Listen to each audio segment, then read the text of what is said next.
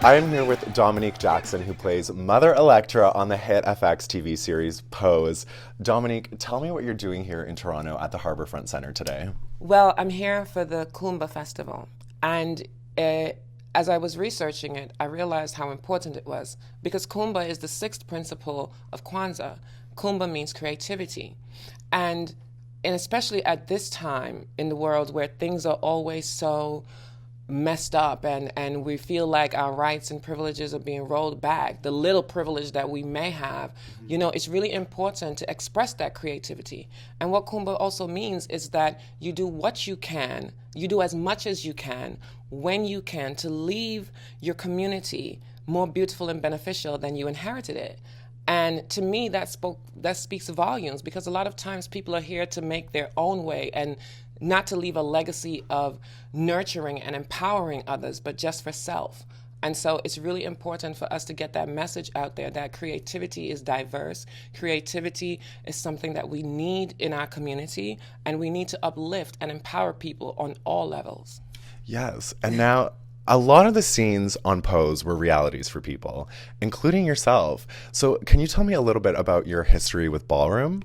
Well, I first went into ballroom. I think it was like 99. No, it was in the beginning of the 90s. And what happened was I was a lost soul.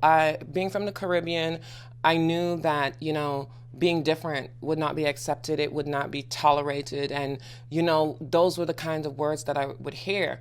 And so I would sneak out of my house and I would go downtown Baltimore.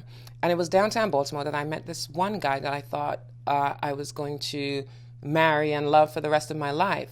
And these people just walked up the block and you could see they just had this self-confidence and they were just so fabulous. And when they saw me, they were like, no, you're not speaking to him. You're not dealing with him. You're coming with us. And it was the first time someone looked at me and said, you're beautiful. And I looked at them, I was like, wow. And they were from ballroom. And I realized that even though we didn't have much, and I eventually moved in with them, they really pulled me in. And it was not just about going to a ball and walking a ball. It was about being in that house, in that apartment, and the family that we created that made me really, really love and appreciate ballroom. We're much more than what you see on that floor. We are family, like Pose shows you. What Blanca has done with her house, what Electra did with her house, that is actual reality. We take the kids in, we take care of them. Some of us get a little bit too much for our own selves, Miss Electra. But on a whole, ballroom saved my life. Wow. And what is it like to be able to portray that now for almost a whole new generation and people who lived through that who are watching it now? Well, in the beginning, I was really, really, really nervous because our culture has been so misappropriated that we are constantly feeling like things are stolen from us.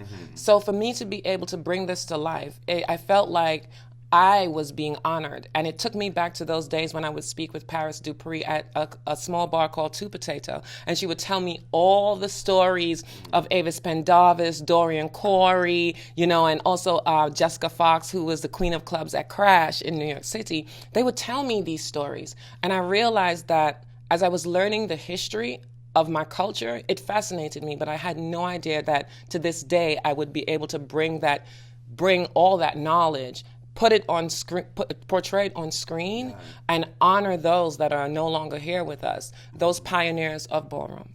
Yeah. And what do you hope people take away from hearing your story today? Well, I really hope that they realize that we're all human.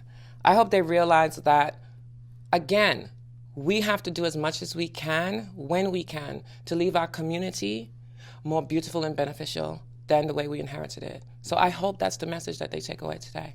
Nice. And now let's talk season 2 because because I was so excited to hear that you were renewed, mainly because I'm really thirsty for more Mother Electra reads. You think you're on the road to being legends, but you couldn't make it from here to the door without me pointing the way. You're nothing but bags of rancid, rotting meat. I know you probably can't tell me anything about season 2, but can you tell me anything about season 2? Because I don't know. See, Mr. Murphy is genius, right?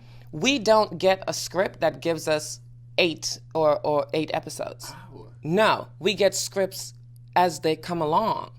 And so what that does is it drives an actor to really delve into the project because you're constantly anticipating what is going to come. Like there were times when I would get the scripts, like I get episode 4 and 5 and 6, and I was like scrolling to the back really quick to make sure that I didn't die. Yeah, I would be doing that the same.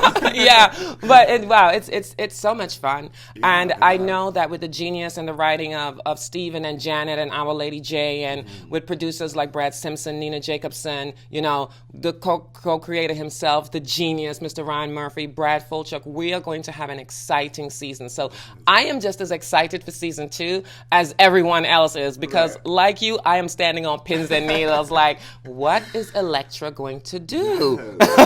Well, because we saw a lighter kind of version of her in the last episode. Some things changed. So are you excited to explore that? Well, yes, I'm excited to explore that, but also it kind of correlates to my own life because before I did bottom surgery, you know, I wasn't a mean person, but there was a lot of anxiety. There was a lot of depression. It was really tough to not feel like you are in the body that you know you're supposed to be. It's really hard to look at yourself in the mirror and not see the person that your brain is telling you you're supposed to see, not see those body parts. And so for me personally, after surgery, I realized that I became a lot more lighthearted. A lot of things that used to bother me, I would just smile at them. I don't cry as much anymore. So I kind of figured that since Elektra had her change, she would have lightened up a bit. Yeah. Just a bit. Just a bit, yeah. What's coming up for you this year? Oh my gosh, just hopefully work. Yes. Yes, just work. I love going out and speaking at colleges and making these appearances because I want people to know that ballroom, we have come a very, very long way. Mm-hmm. And we're here and we are a part of culture and that should be respected. We're not looking to be accepted. We're looking to be respected. Amazing. Dominique Jackson, thank you so much for chatting with me today. You're very welcome. Thank you. Harbourfront Centre's Kumba Festival is Toronto's longest-running Black History Month celebration. There's more talks and workshops all throughout February. You can learn more at harbourfrontcentre.com.